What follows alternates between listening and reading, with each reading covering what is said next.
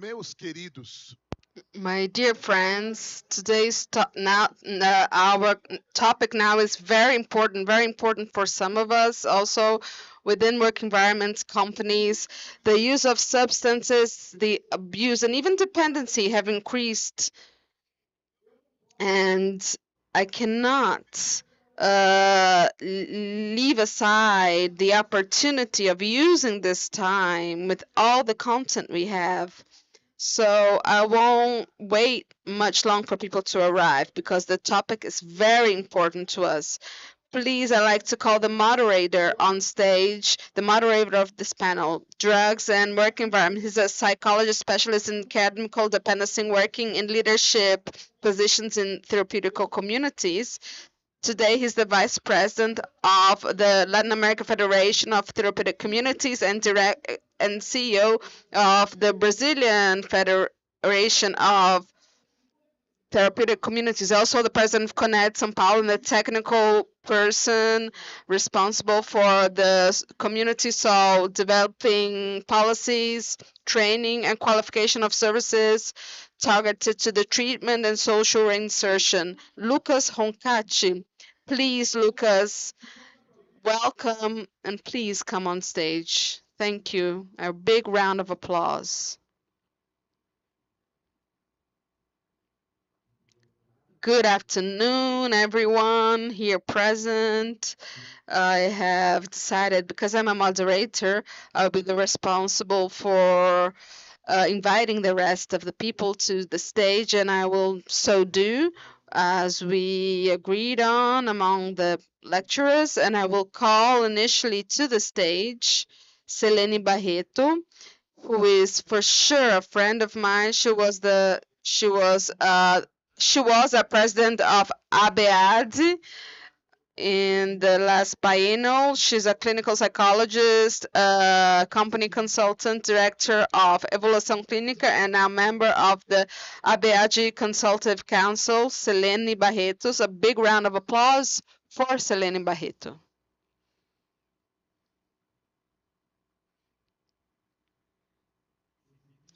Now, after I would like to invite the psychologist, graduated from Padre Anchieta Center, specialist in chemical dependency in several courses in the areas, including training for the CT therapeutic communities technicians. He works with prevention, diagnosis, and practice based on evidence. Today, not only a great and a very polite person, he's the technical director of Prev1, Diagnosis and Prevention, and also a master in psychology and well-being by from PUC, Thiago Ichida. Big round of applause for Thiago Ichida. Welcome, Thiago.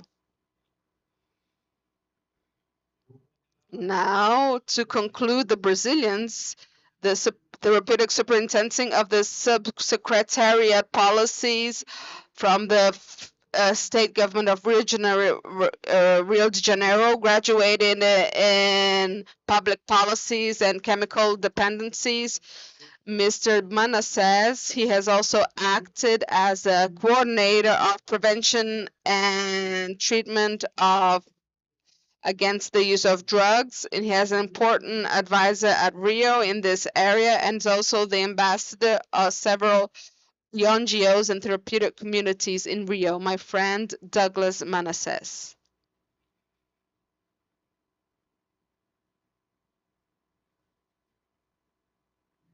And finally, I was able to get to know you today. I like to doctor in psychology with master on communitary mental health from an university in Italy, and also was a subsecretariat of prevention and treatment of Cedrona in Argentina, and a researcher in epidemiology and mental health by CONICET. He's also the idealizer director of the Observatory of Drugs in the municipal and national level. Today, he's the director of ITDC in Argentina, director of Forum Vitae, and partner of Synergy Group Consultancy. Also a professor in Argentina, Uruguay, and Spain, part of technical committees, international committees, and was named personality in the health sector, Mr. by the city of Buenos Aires, Mr. Roberto Canai. Welcome to the stage.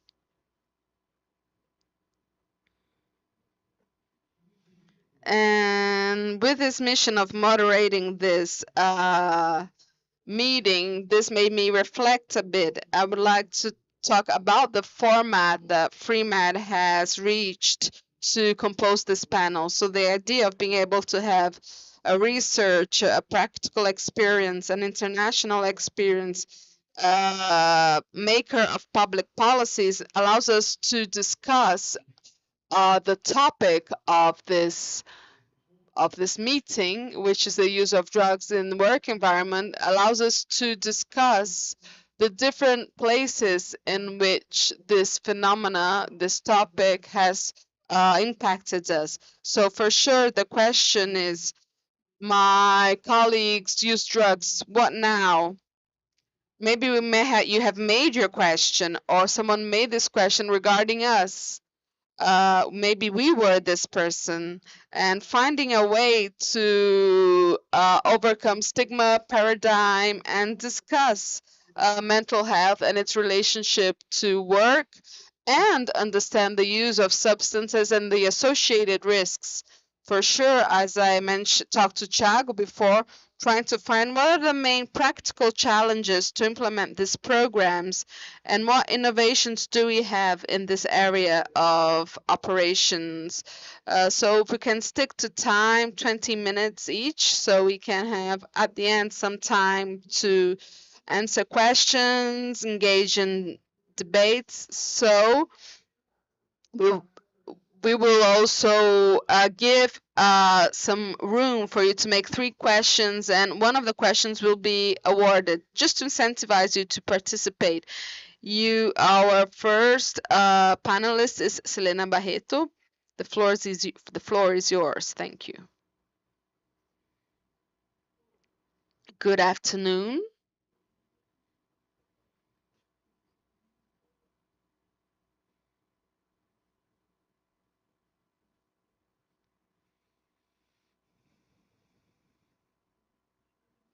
Once again, thank you. Thank you, Paulo. Thank you, the entire team of Freemind. In fact, it's an event that it's in its 10th anniversary. It's here to stay. It's an honor to be here with you. And if this title, I thought, what now? My work colleague is using drugs. What should I do? What now? This sentence, what now, stuck to my mind because that's the fact. Something happens, and what now? End of year parties, what now? What should we do? A celebration, what now? So I'll talk a bit based on this question, what now? So the first specific at the beginning, first of all, companies are lost.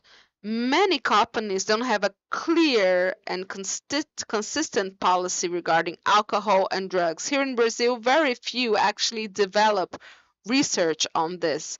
Many of them get really stuck on SIPA, SIPACH, don't develop any program or policy. So many companies really do not know what to do. So when we get into a company, when we join a company, we think that it's only the dependent that is in denial, but not really. Many employees end up resilient. They resist to this. So we need to break paradigms. So when we join a company, we see a director saying, here in my company, we don't have this. What now? He's saying that I don't have this. What now? What should we do? I went once to a company to talk to a director, and behind him there was um, furniture full of alcohol, and I said, "What is this for?" He said, "For friends," and it's social, and that was his speech. So what now? What to do in the face of denial, in the face of the values of this professional. We have to break this and show this professional what it represents to an incident, a happening, presenteeism, absenteeism. We'll talk about all this now, but I was invited to talk a bit about research. Here in Brazil, as I said, there's not much research on that. My colleagues will bring some other studies, but in Brazil, I went to this lecture not so long ago at the Council of Justice in Rio de Janeiro, and I was, actually, I was conducting the research. They have several, but they don't know what to do. And I created a survey with the social work, and what we found out is that this number is completely out of reality because people are scared, afraid, people have prejudice. It's difficult for people to say, I use drugs. It's a denial, or it's a denial. How will I talk about a topic that it's very banalized, where prejudice, great prejudice is still involved? So we work a lot with this reality, and we have to work on some type of resistance. I have a movie just as an icebreaker a bit, showing some data, some realities that we're going to talk about to be able for you guys to see what are the paths. Many companies get stuck in ambivalence. Should I go this way, the other way? What should I do? So we will bring data and also prevention actions that we are already developing.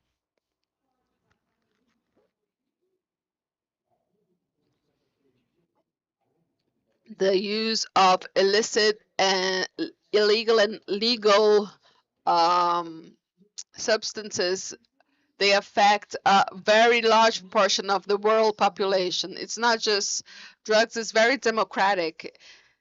It's everywhere, completely disseminated.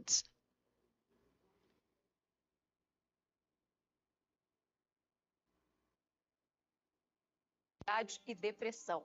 A partir de maio, as empresas vão ter que adotar medidas para proteger a saúde mental dos funcionários.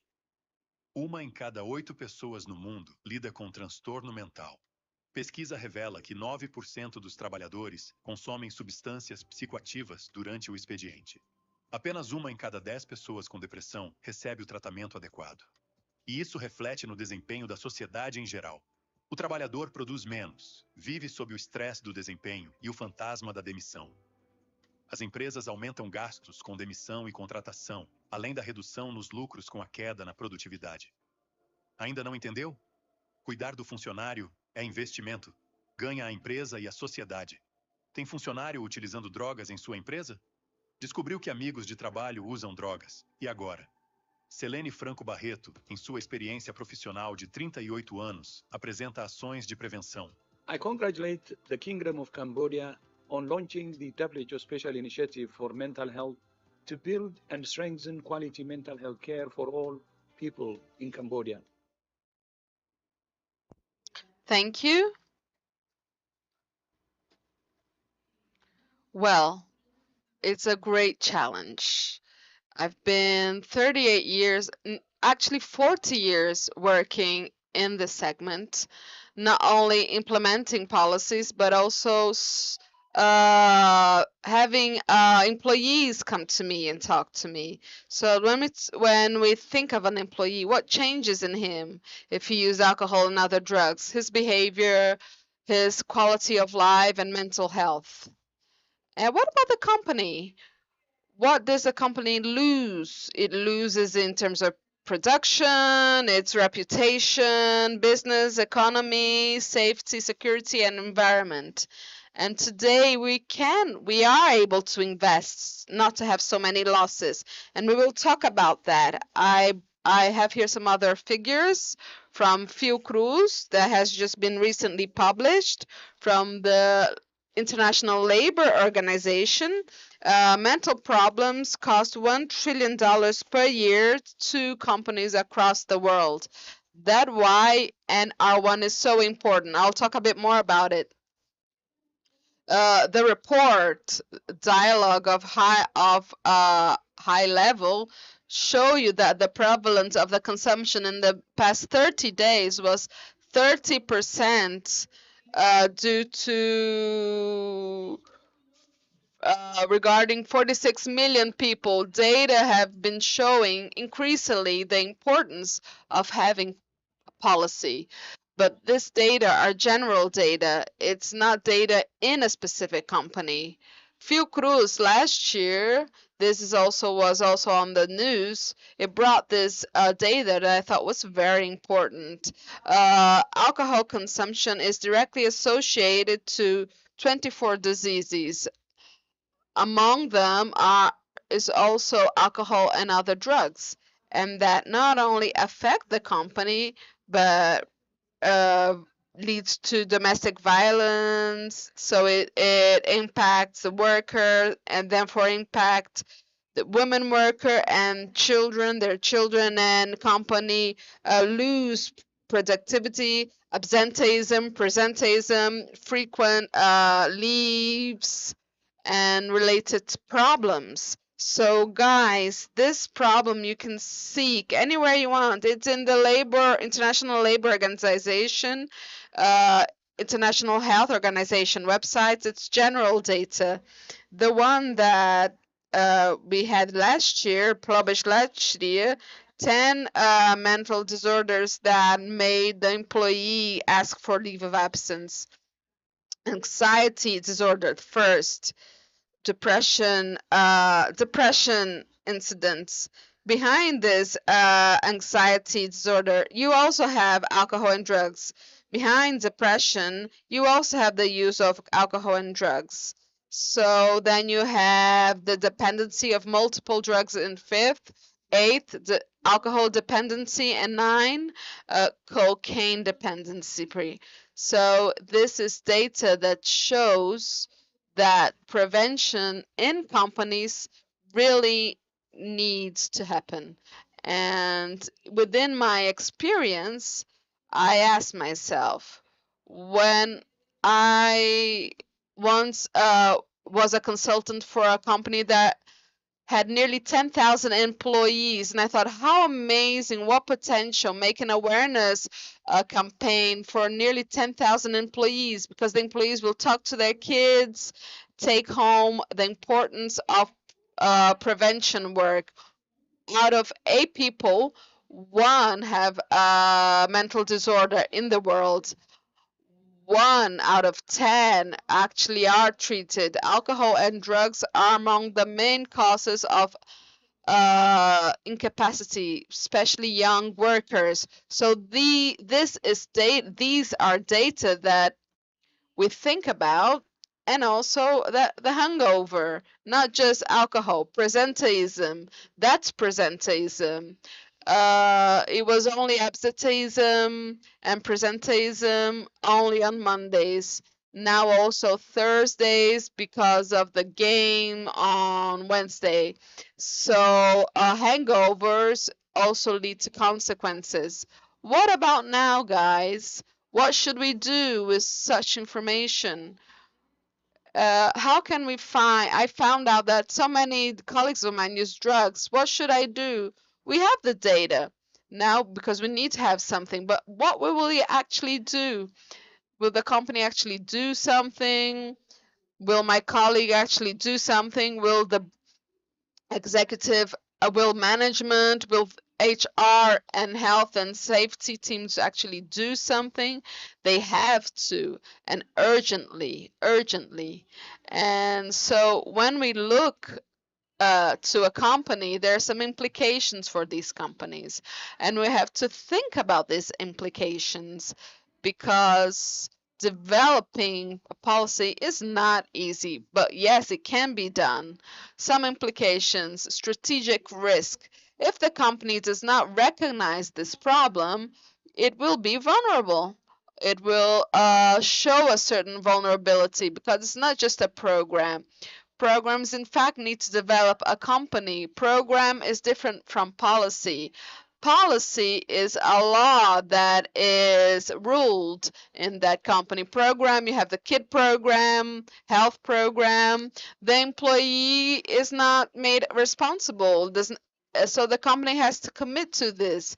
The management, the president, they need to commit. It's not just a social responsibility or occupational health. It's creating prevention programs, especially for leaders. Now with NR1, the greatest focus is the leader. The training of these leaders with their teams. The HR policy, the program of assistance to the employee, which is a PI, having one. Where I work, we put another program of assistance to employees and the enterprise. It's a program where the enterprise or the company will it will intake that employee, whether through assistant treatment, change in behavior, because launching a policy is to change a culture. So that's why it's important to have continued prevention, retaining talents. How many companies actually fire because of alcohol and drug related problems? But how to recover uh, uh, the loss it will have, and the organizational culture, incentivize a safe work environment. Will I snitch my colleague?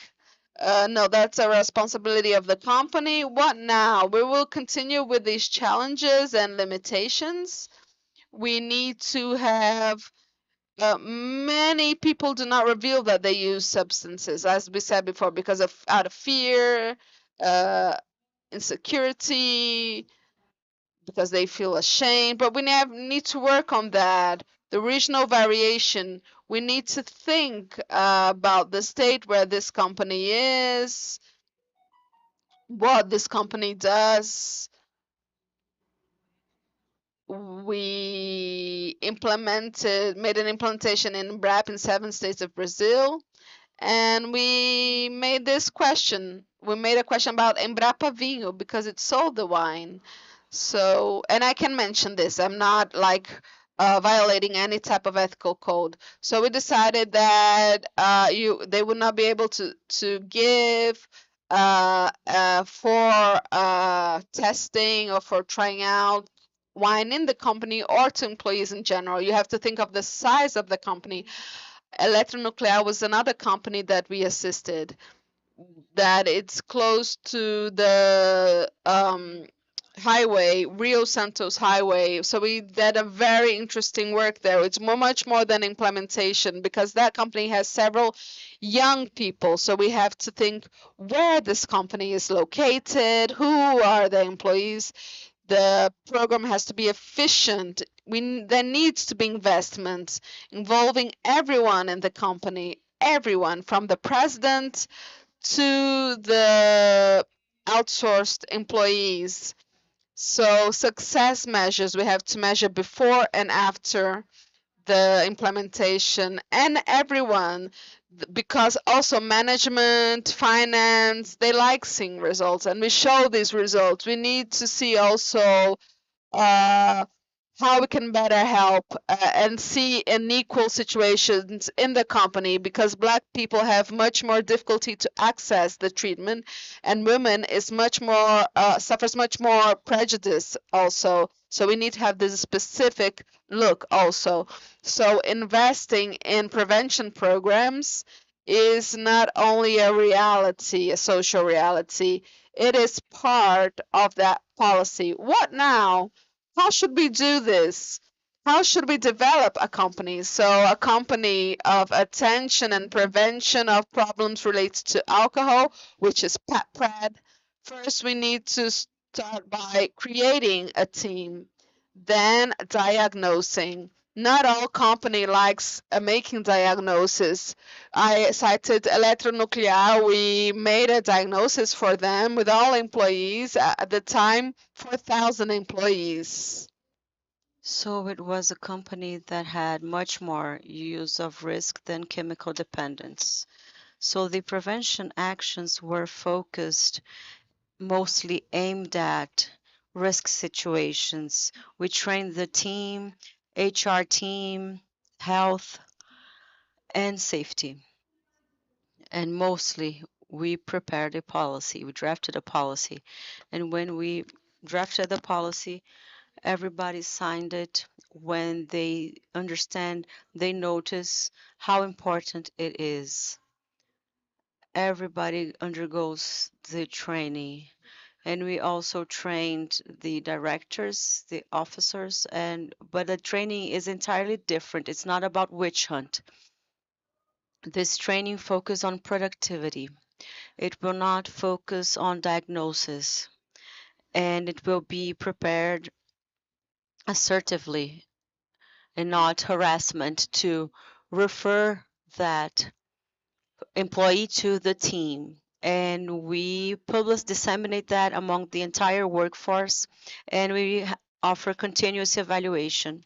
So this policy, we must raise awareness among the presidency and hold meetings with unions and associations. The policy has a short intervention for risk of use and the specialized treatment for those who had the disorders of chemical dependency. And continuous prevention, toxicological test is a form of prevention. I brought a case for you. I will explain it very quickly.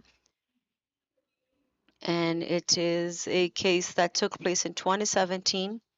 A company that had a program.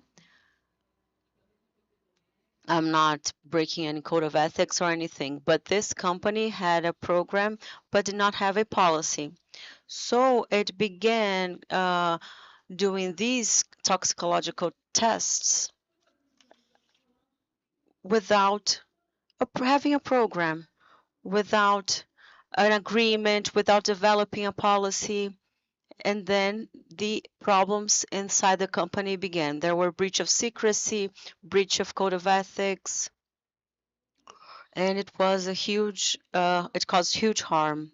So prevention must be continuous. Here in Brazil, as I said, few companies still have that policy. In the US, 67% of companies already have a clear, consistent policy. Very quickly, talking about prevention, we thought a lot about primary, secondary, and tertiary prevention of the World Health Organization. But when we talk in companies, we must talk about these other levels of prevention. And they come to focus on behavior of the employee. They focus on our behavior.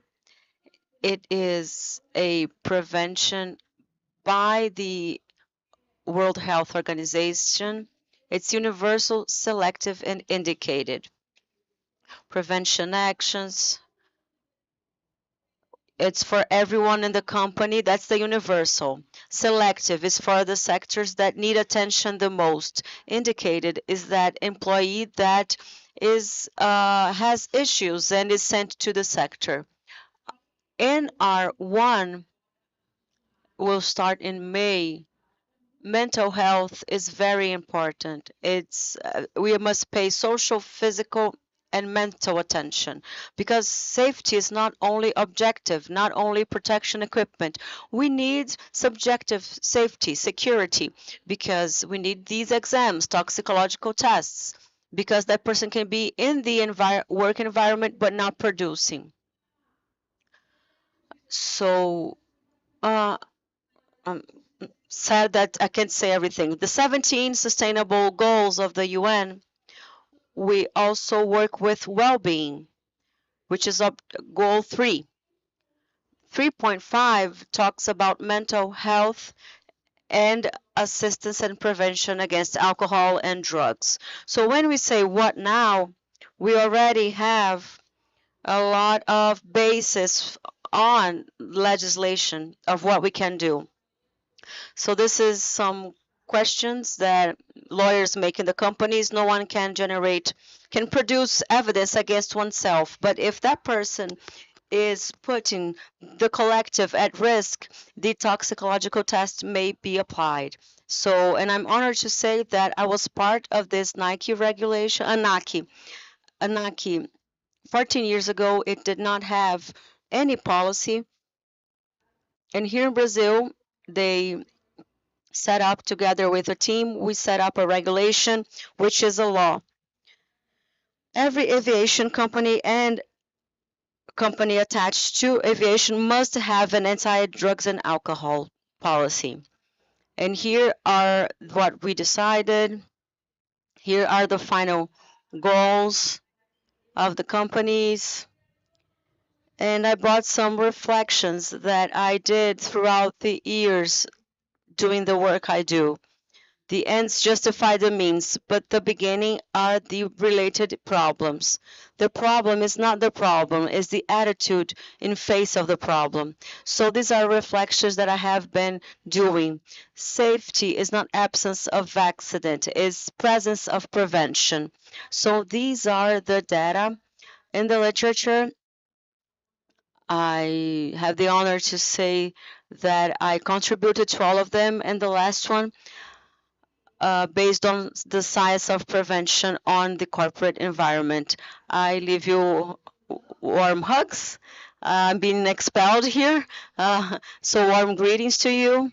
But I'd like to end by saying that talking about continuous prevention, because Thursday is a special day. Thursday, we must review our concepts and prejudices in general. Thursday is the day of Black Awareness Day, and we cannot agree. And when we do not welcome and have humanized intake toward people who have alcoholism, that's a way of prejudice.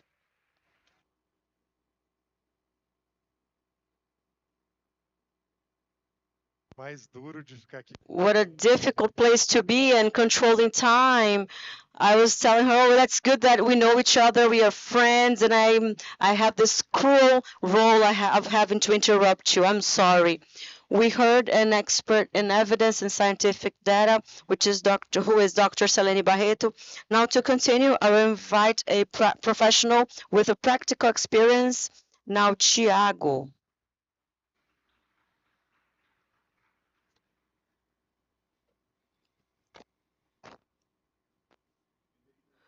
First of all, I'd like to thank Paulo, all the organizers of Freemind, for me to be able to be here sharing a little bit of the practice I acquired throughout these years implementing prevention programs within the work environment, the corporate environment. We know how important it is to have prevention in these environments. Here, it's part of my training, about my education. I say that the biggest challenge in my training is being a father of 6 children. And that's my biggest challenge, thinking about everything I have done in my life when I think about prevention and educating my children so that they do not have that issue of using and abusing alcohol and drugs.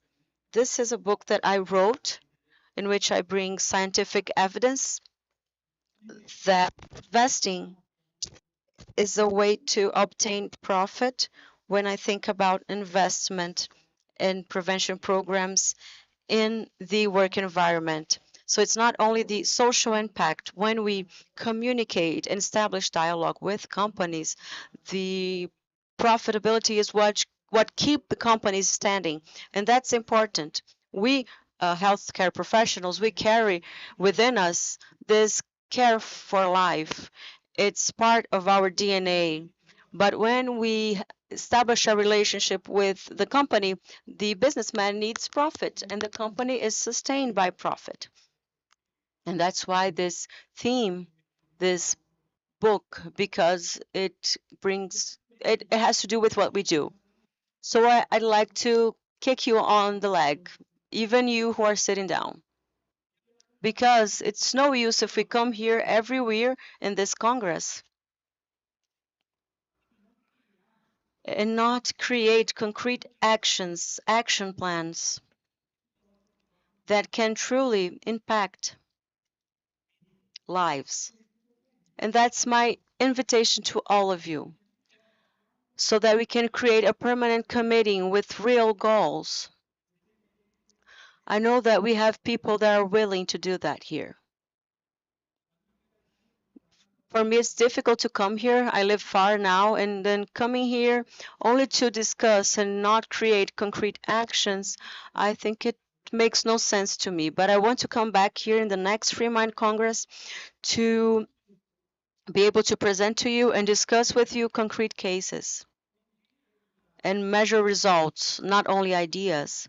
Build together something that makes sense and makes a difference in people's lives.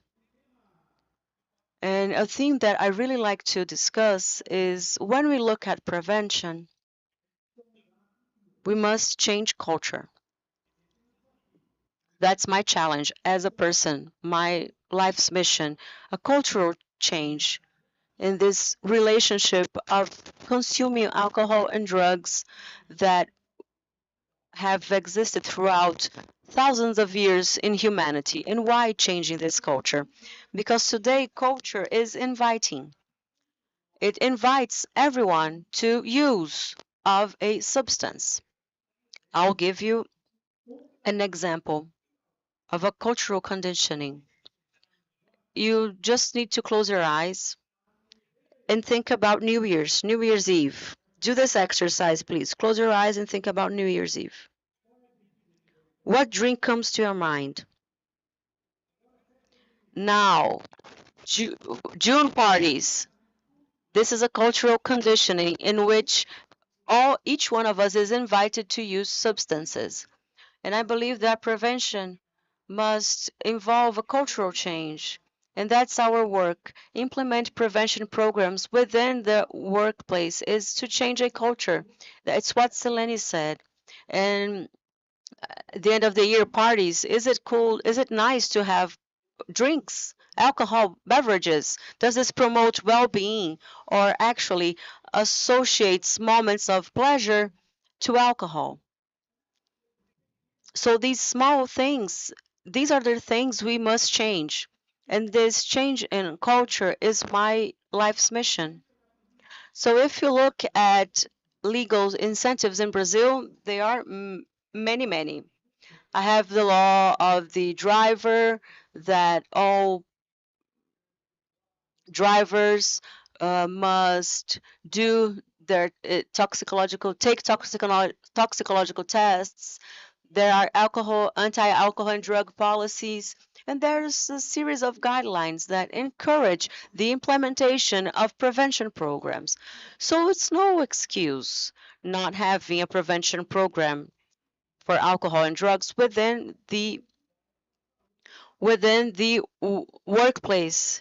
You are playing with the safety of your worker because we have a series of incentives and evidence that show how important it is to implement that and how that can solve a series of problems. And we are talking about lives that are lost. And that's the biggest problem we have when we associate alcohol and drug and any work activity. So I tell you, the implementation of these programs is a solution to be able to mitigate them. And the stories, there are many, many stories of people who died and who were under the effect of alcohol and drugs. There was an accident in 1984 where over 3,000 people died. And there was, in that operation, employees who were exposed to the use of alcohol and drugs. Exxon Valdez, a huge environmental accident. There was also consumption of alcohol. When we look at the commander of the ship, he did consume alcohol, and that came from the investigation. It was on the news. It was on the media. in the Pattaya Island, Thailand. The commander on board had consumed drugs and was leading the ship, so there were deaths as well. That was in 2013. A Japanese ship. There was also consumption of psychoactive substances, alcohol, and the vessel also had an accident, and the investigations showed that the use of alcohol was essential for that to happen. In a recent accident, Germanwings, an air company that left France and was going to Düsseldorf in Germany, the pilot, he was in treatment for depression, so he also used psychoactive substances. So it's important to recall that psychoactive substances, even in the work environment, we're talking about both legal and illegal drugs. There isn't this control yet, and he locked himself in the cabin and threw the aircraft into a specific obstacle with full of passengers. So this is real. It's within companies. The undue use of alcohol and drugs exists. Here we have numbers of toxicological exams held in the several companies that we today act, and for examinations, for prior examinations. So it's the pre-intake, pre-onboarding exams. So there's a increasing percentage from 2024, where these previous intakes saw that 5.49% of positivity for the year 2025, an expressive moment going to 6%. So 32,000 exams held. So here I also give you some numbers of toxicological exams that have been held. So over 117 exams carried out in 2024 against 160,000 exams held. But there's a difference between the prior numbers to this one. First, I talked about exams, and now I'm talking about sold exams, and I will explain to you the difference between both of these type of exams, this type of tests and diagnosis. Also, because the implementation of a program is done by three crucial foundations. So as Selena said, she provided a very broad explanation regarding prevention, implementation of these programs, and the construction and evaluation of the situation. The construction of a managing committee is essential. I need to give a very clear, I need to convey very clearly to the employees the policies, the programs developed. Within this communication, we have to, we can carry out several types of approaches. We can navigate within prevention in several ways, whether in a playful way, creative way, but always in a continuous way. I cannot believe that a prevention program regarding alcohol and drugs will sustain itself throughout the years, because its goal is to develop a preventive culture if I have only specific actions. So carrying out a lecture at SIPA on alcohol and drugs, that's not an effective program. So actions need to be continuous monthly. Monthly, I need to provide material, educational material with clear communication with the employees, lecturers, health blitz that are held where we take our simulation glasses, we will discuss panels, we will take the cockpit that simulates driving under the influence and create playful strategies. Even plays, theater plays we will take into the company to very effectively be able to take prevention to that collaboration. We distribute material, we make them aware, even the family of these employees, because the alcohol and drugs program is not just for the worker. We know there's also presenteeism. Presenteeism may exist because this worker is not doing well to develop its productivity because he has a problem at home, like a son, or that did not allow him to, that kept him awake because he didn't know where his son was because the son is using substances. So the program also needs to approach and intake, have a humanized intake of the family. And we had people joined our programs because it was clear we developed continuity strategies regarding prevention. And with that, we are able to understand the models, mechanisms of diagnosis, traceability that we could have to understand who's under the influence of alcohol, drugs, at the same time they are carrying out work. Because the person that is under the influence, carrying out a certain work activity, can harm and put his colleague at risk. And where we can have the reflection of what I just showed you,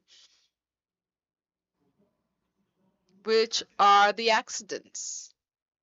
So toxicological exams are several. There are several devices. I have one here, as you can see. I don't know if you know this exam. This is a test. It's a saliva test. We put it in your mouth. It's a saliva test. You put it in your mouth, and it's, you don't know to know if the person is using a psychoactive substance or not.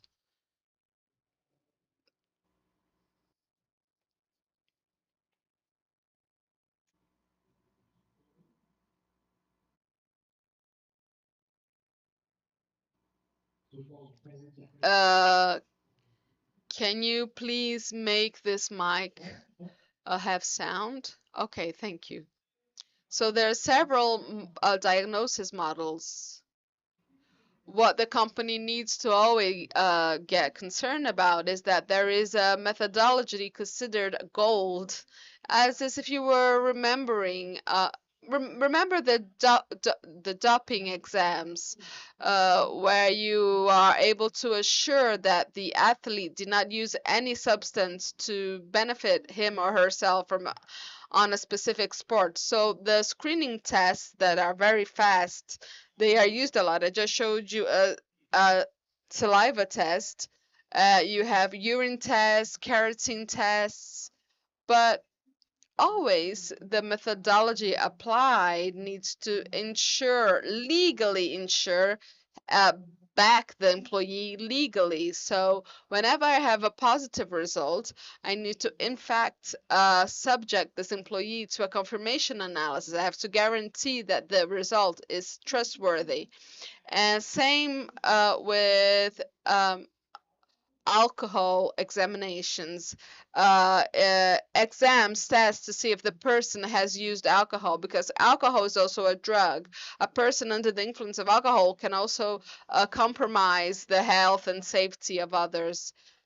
The most known test is the one that is applied in the blitz, when you have a specific rule or law where you cannot drive under the influence. This is one that is used the most. It has been consolidated and it's used the most, and it's a diagnosis for alcoholism. And when you think of the biological matrix and we trace the use of substances, we're able to use several matrices. Each one has their specific goal. So there's there were ones with large detection windows, which are hair or keratin detection that takes 20 to 30 days to provide a result. That's not interesting for the company because the company wants to know if the employee is putting the operation at risk, or that is, if the employee is in fact putting an operation in jeopardy. Then you have the urine one, which is 10 days, and then we have the saliva one, which is 1 to 2 or 3 days most. You have also lab analysis, confirmation analysis, certifications that the labs need to have. regarding this analysis model. And when you are able to trace the use of substances, you need to have an actual plan and of caring for life, a journey of caring for the life of that employee.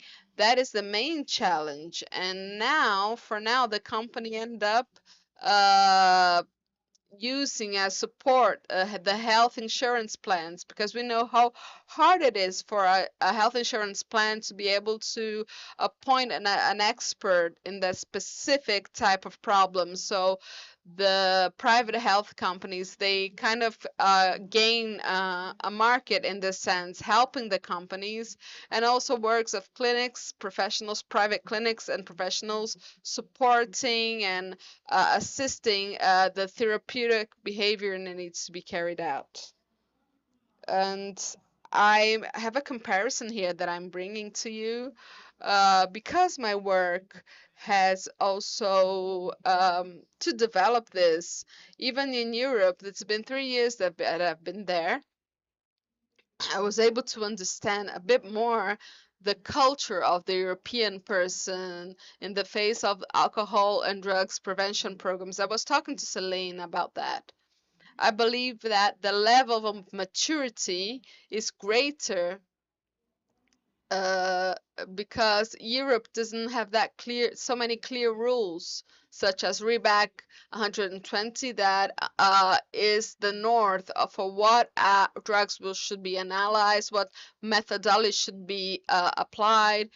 Not in Europe, it's a bit more loose, it's a bit more lax in this sense.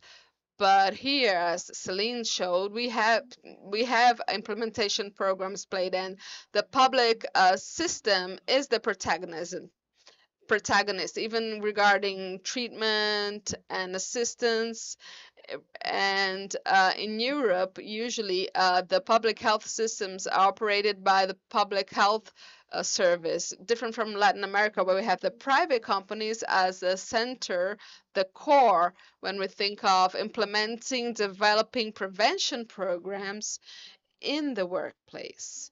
And the common opportunity, which are the clinics, the treatment, specialized clinics for treatments, even therapeutic communities, of being able to be this link of support post treatment or treatment in the positive cases. We understand how complex Brazil is in its greatness in terms of territory. And as I said, there's this vulnerability, the fragility regarding health insurance plans. It's because they're not able to deliver expert service. That's when I see great partnership and opportunity for specialized clinics, specialized professionals that are here in Freemind, that you can be this link of support with the companies, the several companies that do have prevention programs. And also, I was able to conclude my talk within time. I would like to thank all of you. And if you want to talk to me, please come and see me right now for any questions you may have. Excellent contribution.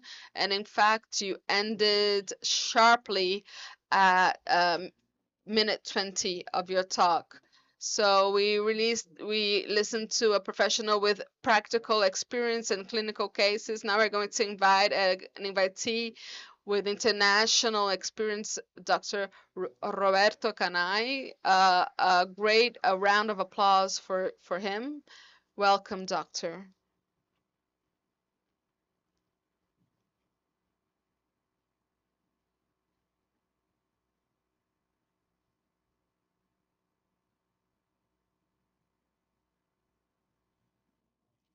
Good afternoon. Thank you so much. I'm going to speak slowly, but in Spanish. I'm sorry. In this time and age, I I'm sorry. Now I'm going to talk about where I work and I mean, the conceptual framework and the approach of the programs that we call and we have in Argentina, especially prevention in workspaces. And at the end, a detail of experience I've been developing for quite a while, which is with railway companies. First of all, a very key aspect is to have into consideration the relationship between health and work. There's a long history between both.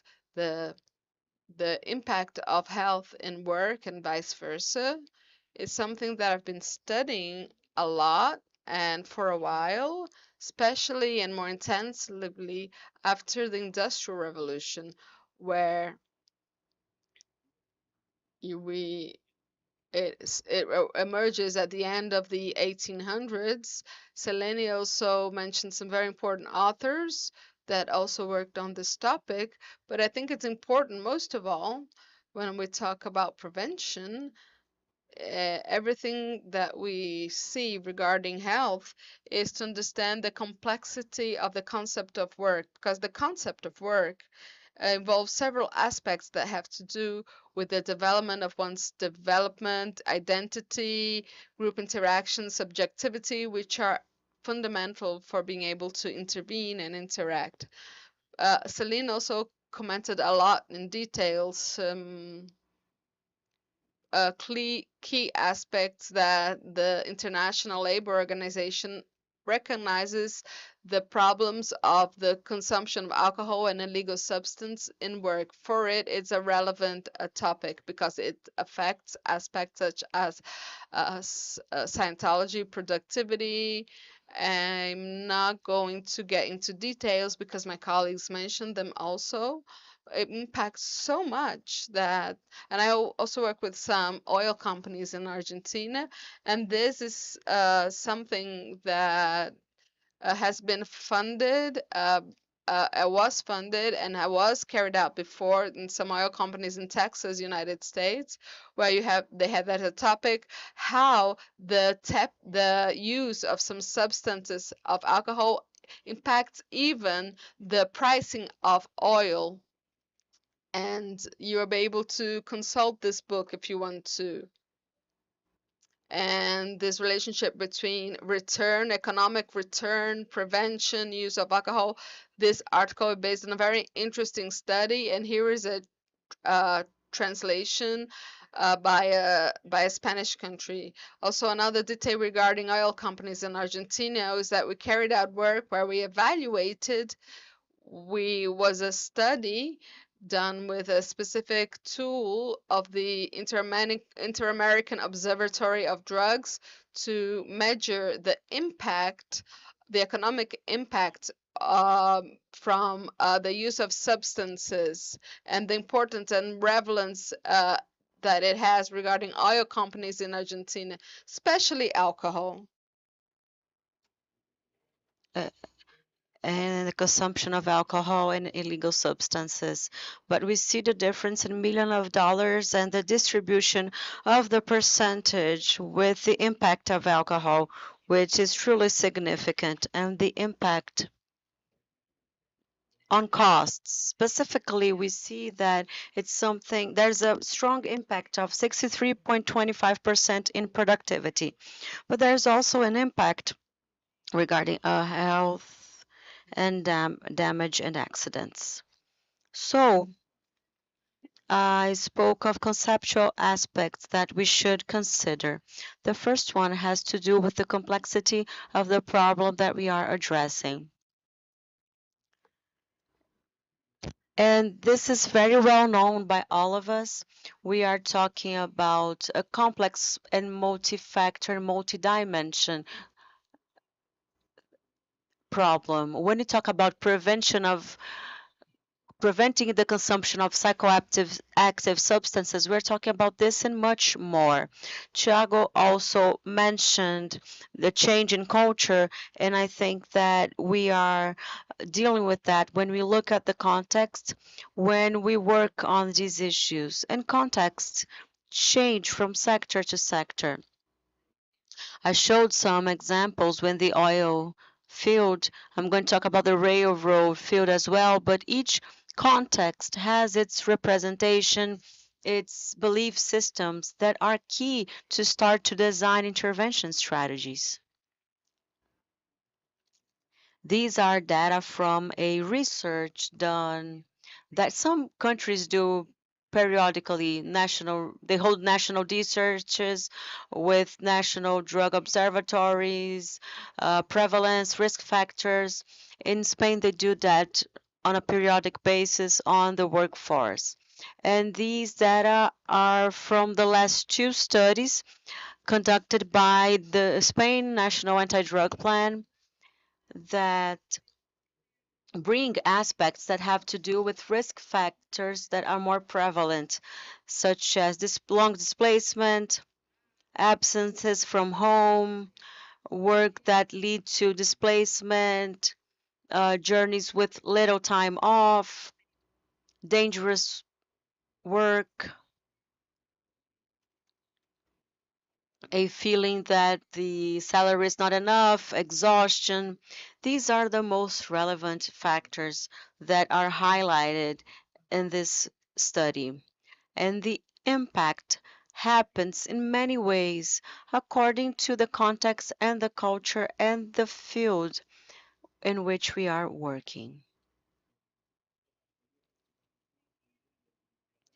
Continuing with the idea of investment, we conducted a study this year, a scientific article talking about, with evidence talking about ROI, which is an indicator that's the return on investment, ROI. Based on scientific evidence, you see how this has costs and benefits in the work environment. In this study, it was divided per theme. And we see that there's psychosocial risk. Most of these are bibliography from newspapers in English, but also we can evaluate some specific characteristics regarding dependencies. Nearly 10% of these articles addressed this theme, and it was a positive ROI, a benefit, a positive cost-benefit relationship. One of the key aspects is to understand the complexity of the issue. And an important thing here,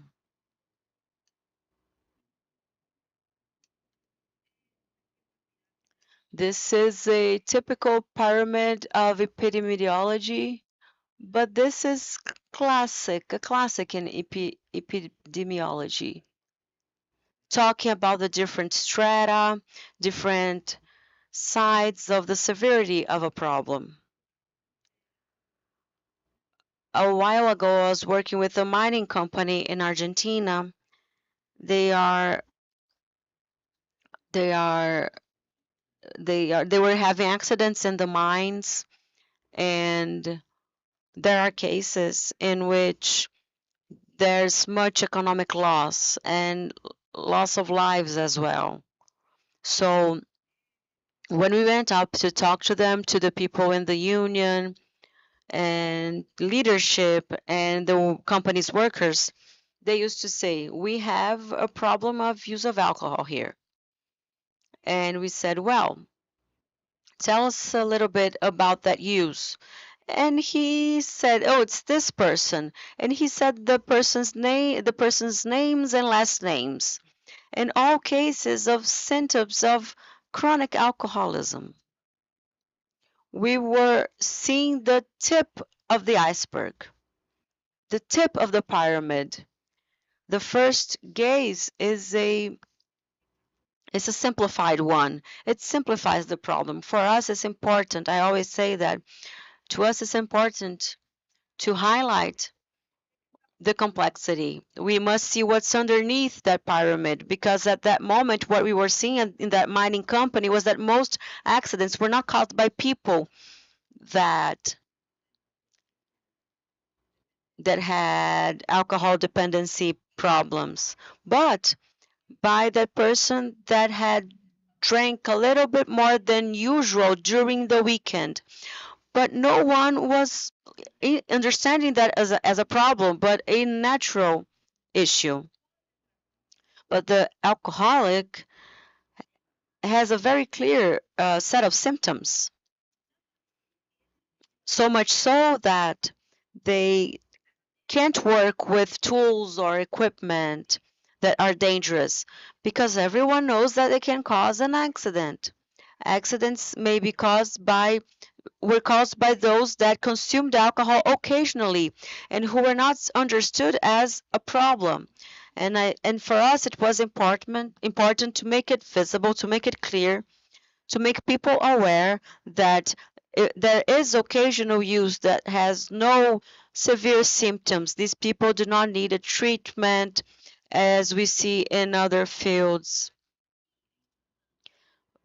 Yes, it's important to consider that. And finally, the base of the pyramid is the issue of culture. The importance of working in the cultural aspect. It's important to work with that and see and understand that issue as multidimensional and multifactor. The second has to do with social representations. And what do I want to say by that? As Thiago said, if we want to change a culture, we must work on with social representation. Social representations set up the social thinking that condition the behaviors. If I want to change the behavior of self-care, of mutual care, more healthy habits, I must work with social representations. I must study them. So this is a key point. In these studies, it's important, and we do many open interviews in the beginning of the process before the interventions, where we collect a lot of information about data, about social representation. And here I give an example. We have a lot to learn from advertising field. No company goes to the market with a advertising campaign before studying social representations. Coca-Cola studies the values of emotional aspects, for instance. Coca-Cola doesn't sell because it's tasty, because it's associated with certain social representations. And no one sells something saying the concrete benefit that this product has. But this sale had to do with how that thing is presented. And that when the companies launch advertising campaigns, they study social representations. So, one example of how not to work based on evidence can generate difficulties is that we say we must understand that it's a complex system, consider social representations, and in this sense, it's important to work based on evidence. There is an international consensus regarding that. We must have evidence to work and make interventions. In this example, it was an occasion in which we were called to the port of the city of Buenos Aires. There was use of some alcohol, some illegal substances, and a campaign, a prevention campaign, in which it used to say that alcohol destroys you. And when we started to talk to workers, the port workers, they perceive themselves as people who are strong, who could take a lot of working hours, who are strong enough to carry heavy loads and put them in the trucks. So when we started talking to them and asked them in groups about the campaign, They said that alcohol destroys me, but can destroy me, but it will not be able to do that because I'm a strong man. I can handle. These are the risks of conveying preventive messages or launching prevention strategies that are not serious and are not based on evidence, because I can cause the effect of not causing a change or even generating negative effects. Another important point to consider has to do with the participation of all spaces, leadership, workers, unions. And this is a fundamental issue. Without consensus, there is no stability throughout time, sustainability throughout time. We must talk to everyone to design interventions that are successful. Finally, I'd like to talk about the experience we have with a railroad in Argentina. Trenes Argentinos, a railroad company, has a little bit over 4,000 workers, and we are conducting a continuous work since 2012. We started by doing a qualitative study, because usually in these experiences, all studies and researches we make are published in scientific journals. We did a qualitative study to get to know the culture, the characteristics of the use of alcohol and drugs in that work context.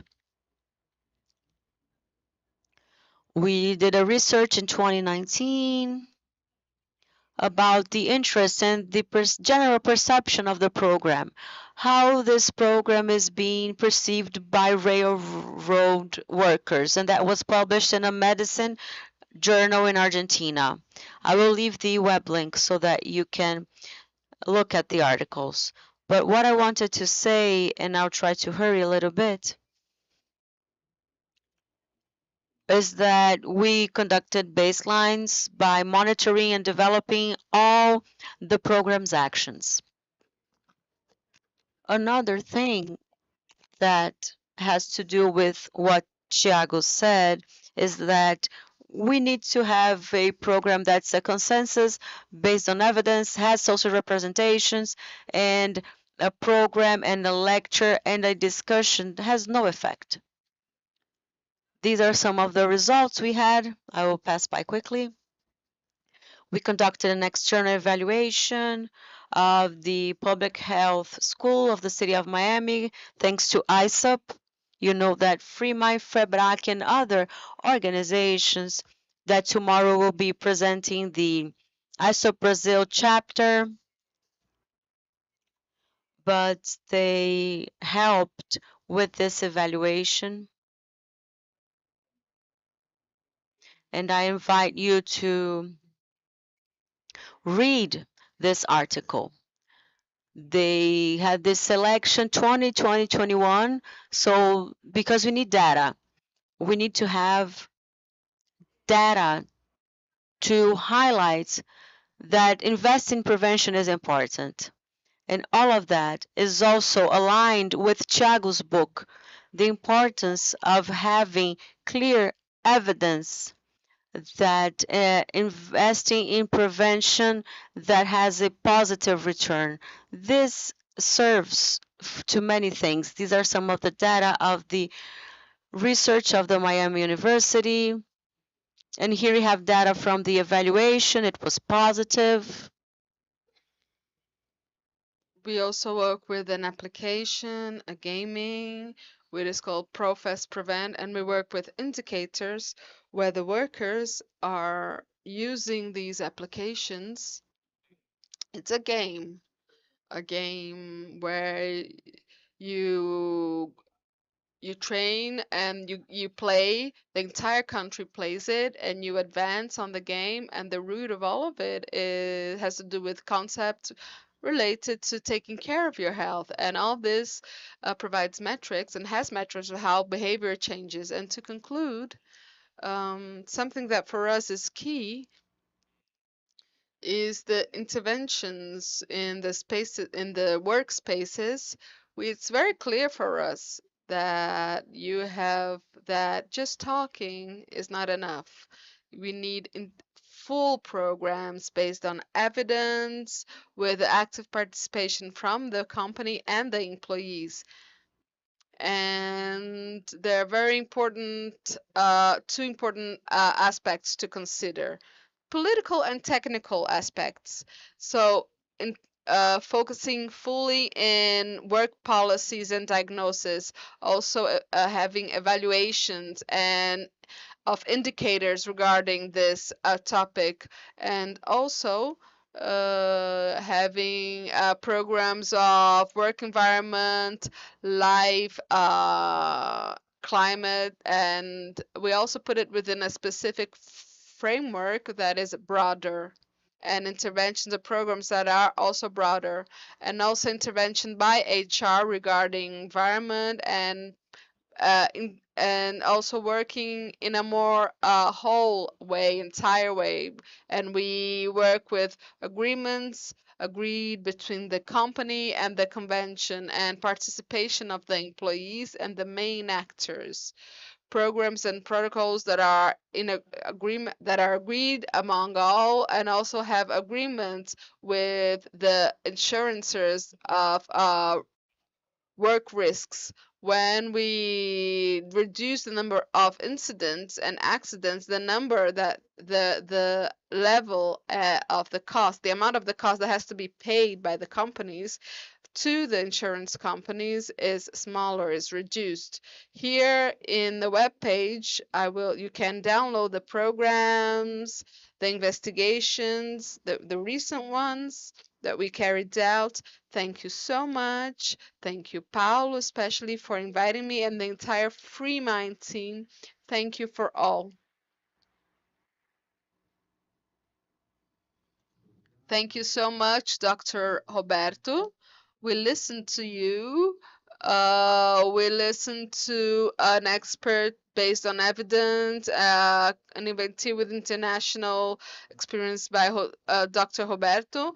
And now we're going to listen to a public administrator who makes public policy, Douglas Manassés. Thank you so much. So, first, I'd like to thank everyone. Good afternoon. My name is Douglas. I represent the government of the state of Rio de Janeiro, and having the opportunity of being with my colleagues and the other lecturers, it's very gratifying. I like to also thank and congratulate Paulo for this wonderful event that impacts our Brazil, and the importance of each topic that year by year is being approached in the Freemind congresses. I'm connected to the secretariat. That is one of the main executive secretariats of the federal district, headed by Congresswoman Bianca Pacheco. We have also very important also experts and congressmen in the secretariat. I'm the superintendent that takes care of therapeutic communities in the state of Rio de Janeiro. Because I'm under the Secretariat of Inclusive Policies, I need to self-describe myself. I think we need to increasingly be more in a inclusive environment, an inclusive environment. I have not seen anyone who is blind or who have a low vision in the hearing, but because it's a protocol that we have to continue seeking, I think it's important for us to self-describe ourselves. I'm a high man. I'm a tall man, bald with a beard, a dark suit, wearing jeans, and also brown shoes. When we talk about the perspective of public management, we try to find solutions to be able to bring to the population the solutions in general. And within the context of companies, we start seeing several challenges because we have been having this revolution, industrial American revolution, where Elton Mayo, an Australian psychologist, brought this new concept of humanization and does not treat a chemical dependency anymore within a company context regarding criminalization, punishment, and brings it into a context that is more humanized. And that's what we're going to talk about. The use of substance in the work environment is not only an individual challenge of each person, but also a factor that affects the organizational environment and the production of productivity of the team. So we have to work on it intensely. When we see that the International Labor Organization and the Health World Organization say that 10 to 15% of employees have reported that they do use substances when they're working in the company, you need to pay attention to that. And it's not by punishing or laying off them that you're going to treat this question. So think of a company like Valley that has over 30,000 employees, over 70,000 employees, that has for sure these problems like this that need to be solved within these environments and punish them. You cannot do that. So we need to think of a more humanized intake context to solve the problems. In the theory of human relations in the work environment that the scholar Elton brings, we start talking about people management in a more pioneering vision and humanized, not restricted only to economic factors, but also a system that is more mechanicist, where we see improvement in leadership that becomes more humanized, motivation by recognizing, giving independence and purpose. And when we start talking about this humanized concept, we talk about well-being and mental health. So we start looking at the employee from a different perspective, in a different way, providing support, emotional support, care. The proposal of the current management is to recognize human being not only a productive human being, but human being beyond productivity. As our colleagues mentioned priorly, it's not just the individual that is in the work environment, but the individuals that back them, that go beyond the person. And when we leave this concept and start looking at Brazil and looking towards Brazil, we find this TST agreement, which is an agreement from the TST, which is the Superior Court of Labor, that understands since 2023 that the syndrome of chemical dependency is not a deviation of a specific professional behavior, and it cannot be justified anymore to lay off a professional. This professional has the right to have a humanized intake, to be taken care of, treated. And when you see this order saying that the employer has to intake this employee and accept that they have to help treat this employee, the company starts developing actions to treat this matter regarding support and management of the employer. Also, within a private perspective, but having the public look into it, more companies are accepting and in fact abiding by these orders, and the decisions of the judges started be much more towards this perspective of not accepting the termination of an employment, especially if for employees that have the formal employment relationship, that is the CLT law. which is regarding the just cause for firing. You see it much more as a matter of a health issue and providing and helping this employee treat himself or herself. And within this context, we have psychological support, supporting and linking, connecting to partnerships that work in this sense, helping end stigma. That's a very big concern and challenge also. When you start looking from the look of bias, stigma, you see that this is a very strong problem in this environment. And then we talking about actions to help support the employer when we help him provide policies of reinsertion that we learn here in Freemind, that we start working on the reinsertion of this employee, adopting policies that will allow this employee to go back to work gradually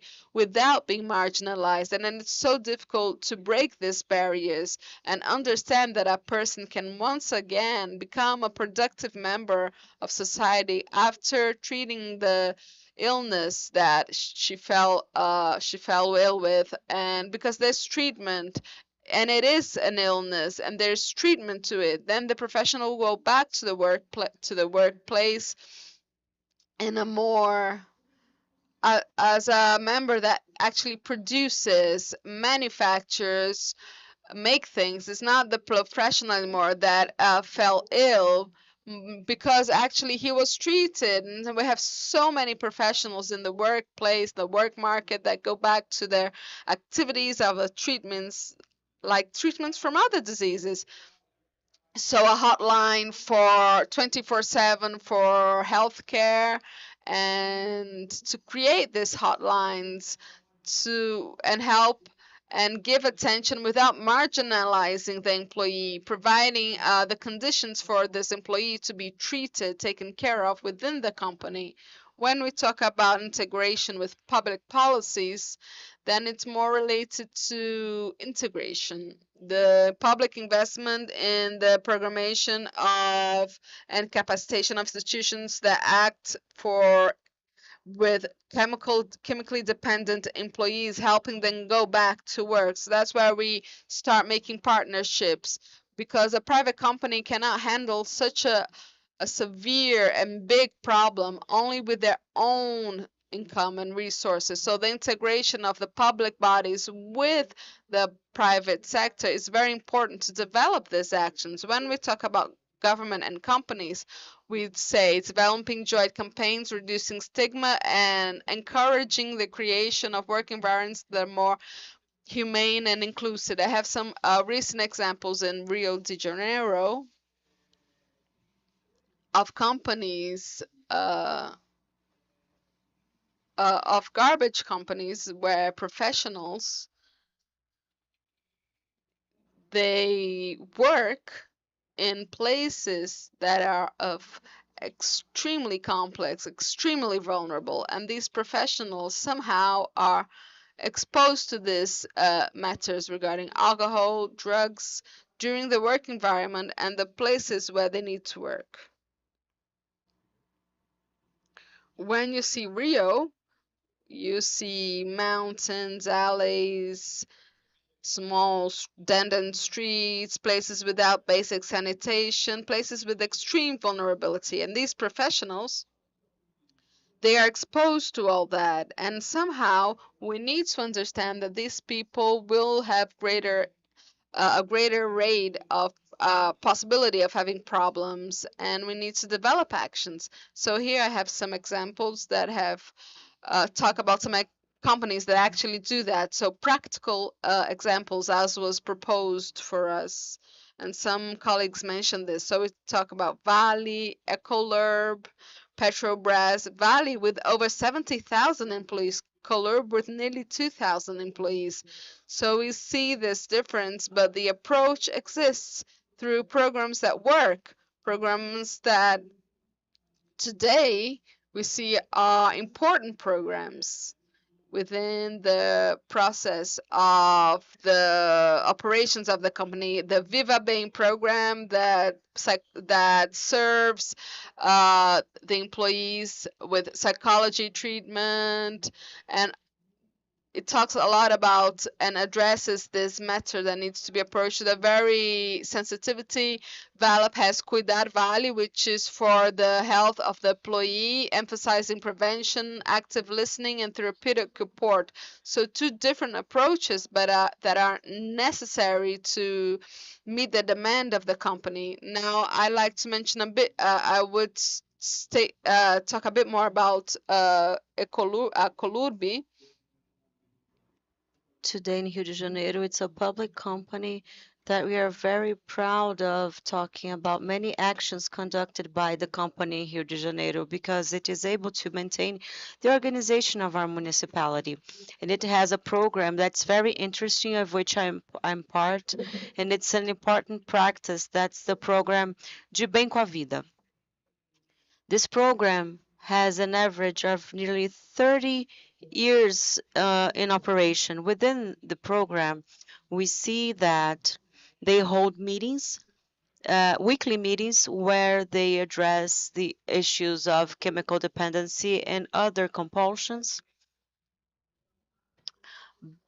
based on a program within the social services of the company. And then together with the health insurance, they make available psychiatrists to have a perspective from healthcare regarding the problems of that employee. And their results are great because they have partnership with private clinics, with therapeutic communities. And I say that because I am a manager of a therapeutic community where we cater to these professionals.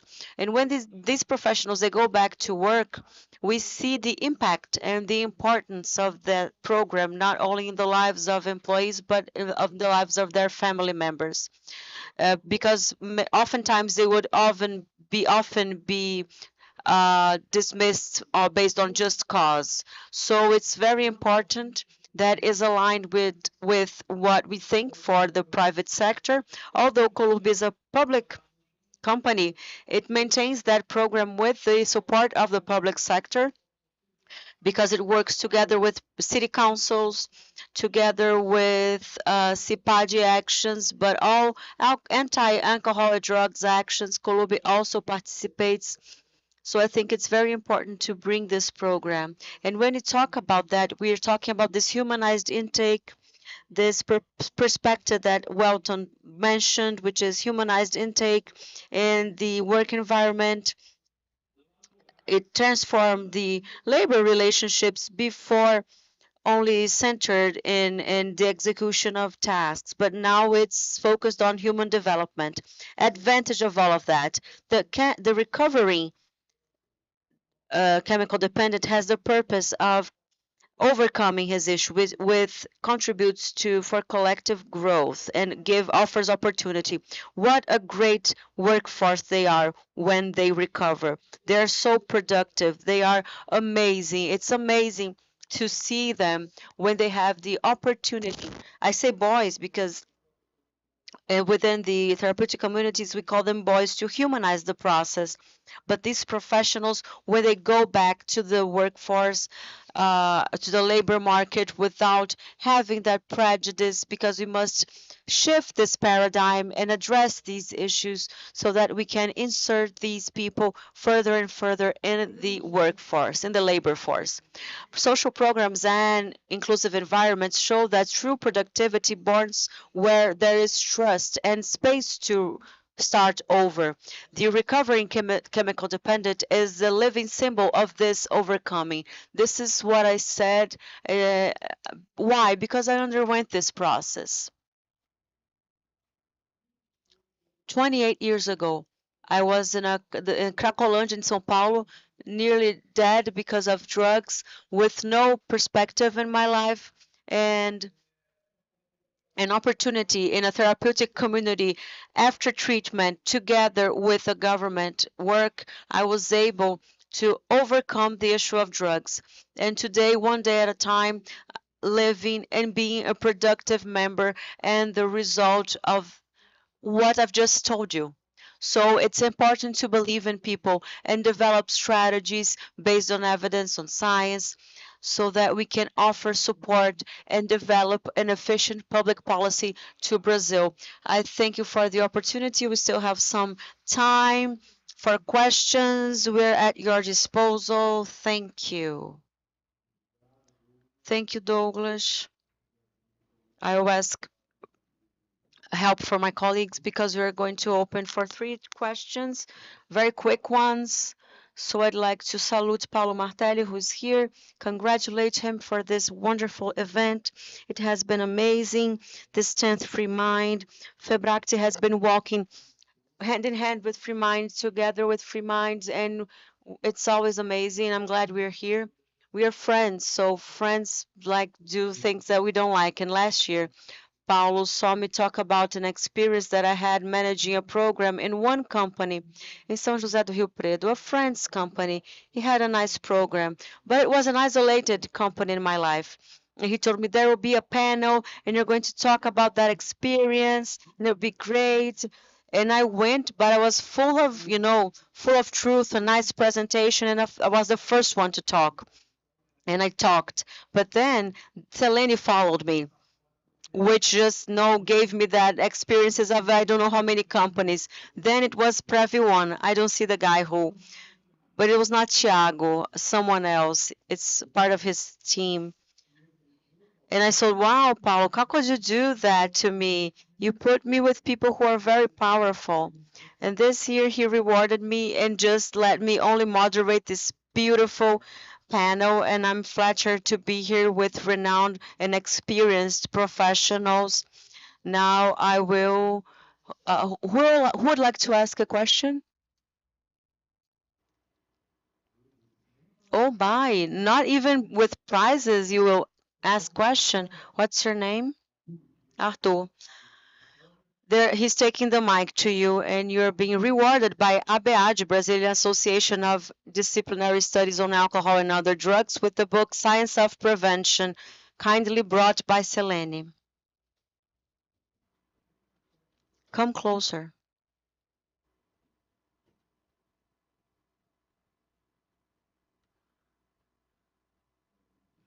Thank you very much. Thank you for present. And my question is related to the implementation of how, as we debated and you said, you brought here how to put these policies and programs in companies. But my question is, for instance, in the public sector, in public agencies, departments, like with congressmen, because if it involves collectivity, it involves lives, it involves risk.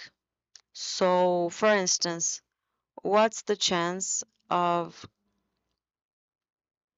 having these toxicological tests for congressmen, mayors, councilmen before hearings and the things they do?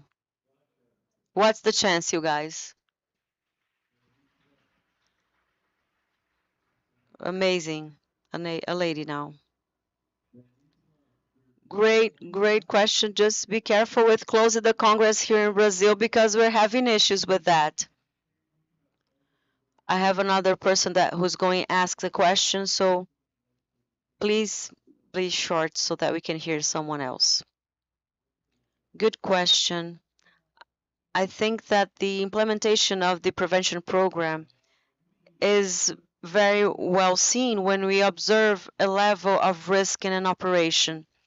So there are companies that have a high risk, a risk 4, and these prevention programs using traceability management of toxicological tests, they are important for these companies. So when you think about aviation, we who cater to mining companies, aviation companies, transportation companies, it makes a lot of sense to have that traceability because employees they are dealing with large equipment, big equipment, and you have seen the accidents and incidents you brought here. And so it's high risk. And when we think about any other universe that does not involve that risk, I'm not saying that, signing at the wrong place is not a risk. But when we think that there's no operational risk and it's an administrative role, yes, we can have a program with a higher objective regarding discussion and presentation concerning the risks that the use of alcohol and drugs will bring to your life, to the collective, and even impact your productivity. Yes, Dr. Artur, congratulations for your question. I recalled a situation where a big executive of a big state company here in Brazil was going to sign a contract, an amazing contract for that company in the US. And he signed it, he spoke, it was well received, and at the end of the day, they left to celebrate the contract that was signed. He drank a lot, he said what he shouldn't say, and when he went back to Brazil, the contract had been canceled. Why? Because in that company in the US, it did not accept that type of behavior. So not only companies risk 3, risk 4, but companies such as the Senate, such as large administration company, having an alcohol and drugs policy focused on assistance is very important. Toxicological tests is a form of prevention. Doing prevention, when you do prevention, you can help these people. Risk, either if they use under risk, undue use, or having a disorder. So we must have public policies regarding that, because the only one we have is our box 120 from aviation and the truck drivers. Because apart from that, companies are based on these policies I've mentioned. We don't have one, and we need it, and a lot. Do you have a comment to make, Roberto? And regarding the legislative, which is well mentioned, I believe that events such as this one may lead to proposals of legislation that can cater to this demand. Because today we receive in a Congress such as this one, we receive authorities, congressmen, congresswomen, who are responsible for making the laws in this country. So in these events, discussion forums is where the best proposals emerge to ensure prevention inside companies, both public and private. A contribution of some experiences in a neighboring country. In Argentina, I know some specific experiences of what Selene mentioned of state companies.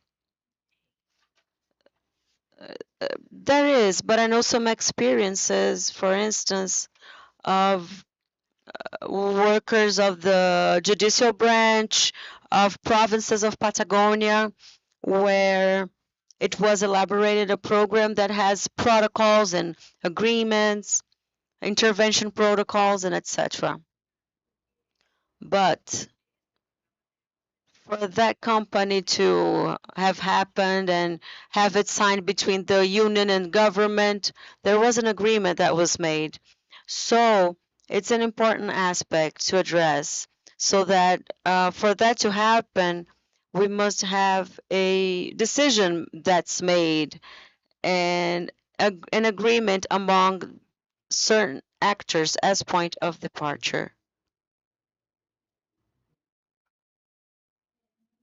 My name is Mariana.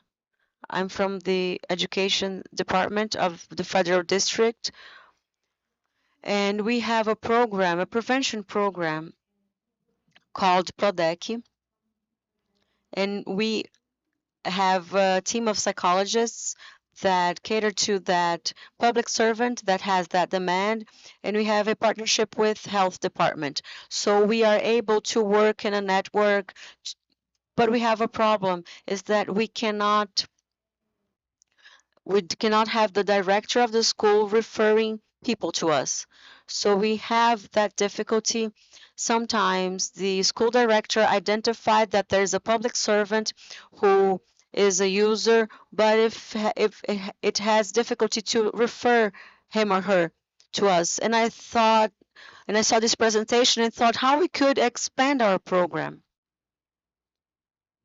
Great. One more question. Okay, one more question and we comment. Good afternoon. I'm a psychology student and my question is about the aspect of that informal worker and the rate of certificates and how that can leverage and it's attached to that worker because that rate of people getting sick with a diagnosis due to this use and abuse of drugs, how can we include this public that is already in the work environment, either informal that is attached to like these app drivers, for instance, to be ready and capable of performing that job. So how can you bring that as a more concrete action? So maybe thinking about creating a planning of something concrete for those people. Great question, Mariana and Miguel. Thank you for your participation. We will commit to offering a souvenir to your participation for your participations. The second and third souvenirs will the courtesy of Febract and Conterge. So please go to our stand and we will provide you with a souvenir that's the best suits you. And our colleague is of maybe summarizing in 1-2 minutes so that we can conclude this panel in time. Prevention programs. When I think of a school is a company. So yes, there needs to be a policy. The racial rate of educational workers that have problems related to alcohol and other drugs is very high. When I think of a school educational environment, ABEAD has launched a program of taking care of those who teach because the rate of teachers with this type of problems is great, is very big. Then they need to be taken care of. We need to break paradigms, as I said, beginning by breaking these paradigms. But before that, you need a structured policy because credibility and continuity both are essential. So yes, everything begins with the professionals from the education area. I think that public support is very welcome to be able to legislate and bring and encourage. As Selene said, we considered any institution as a company. And so the importance of these programs, the problem exists. It's not just in the private sector, but also in the public. Anywhere, that's the statistics we have from Brazil. So in fact, there is the importance of implementing these programs. And we need the public branch, the public power for that to design rules, laws that approach that. In the US, that's very common. Programs for prevention that is mandatory. So a student with a scholarship needs to be subjected to toxicological exams.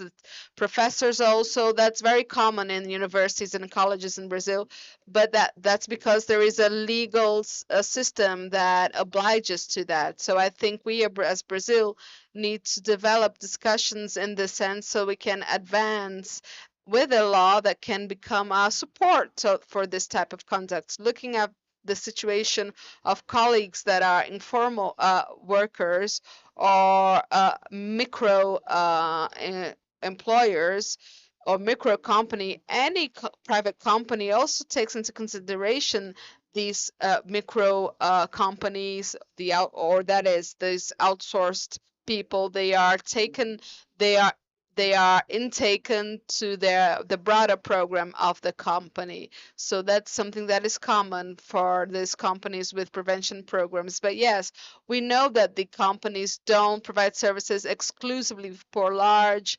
companies, but have a program capable of assessing and taking care of the health and the life quality of their employees. We have several other employees in the informal market that are not served by these programs. As the colleague said, I mentioned Colubi Rio educational program. We see that the sensitivity of Colubi on CPADs and the programs for taking care of employees, the awareness that has been raised or the awareness raised makes them aware of the problems regarding chemical dependency. I participate in several programs and actions in Colubi nearly a year in 2017 where we identified this program. We were heading a coordination in the politics of care and prevention against drugs, and it was challenging because it's specific. The person needs to be aware of it and break these paradigms, and that's through advertising, promoting the program to the employee, raising awareness, sensibilizing, humanizing this process, and including the professional. Otherwise, this professional, this worker, because many of us come to us because they are already in a critical situation, barely having their employment terminated due to just cause. This sensibilization is very important because the consequences from the use in a work environment will make this employee be terminated by the company. Regarding the topic of informal market workers. In my country, it's nearly 50% of workers in the informal market. So it's a big challenge because any intervention, you need to do it in a context of informality. But I know specific experiences. Here also, we have Rappi, which are distributors of at our delivery. It's a delivery company, and they organize themselves, Rappi workers. Of course, it's a context and informality for everyone, for the organizing something, the actions they make, and they don't have the possibility of being hired formally, of actually hiring a company to advise them. But once again, I think it's a great challenge because the population of informal market workers is huge. But the main challenge, most of all, how to intervene in informality, not so much with experiences that are self-managed. Where in the case of Rappi, both basically because of accidents. But I think it's a great challenge that we have to face ahead. Thank you so much for the participations. Before I call Paulo to the stage, we'll end. I'm now Vice President of the community Sol, which was very small until they found Febrace and they started to organize themselves and started expanding their services. And I always thought, Sol is too small, Sol is too small. And now I'm leave this place that I'm sure that I need to do something for the 16 workers that we have, both formal and informal market workers. So I commit to, for the next Freemind, we'll have done something for the Comunidade Sol to have something concrete to give to them. Thank you, Paulo Martelli. I will ask Lucas to do everything. 1 minute to conclude. Thank you, Tiagão. Thank you so much for coming. Well, guys, first of all, thank you for the warriors that stayed till now. And if you go into our YouTube channel at Espírito Freemind, all panels are being recorded and they are uploaded and divided by chapters. So you can, and the transmission is in 3 languages: Portuguese, English, and Spanish. Because after that, you're going to promote us in Argentina, right, Roberto? So thank you so much, everyone. Thank you. And we still have 2 more days to go. So let's keep up.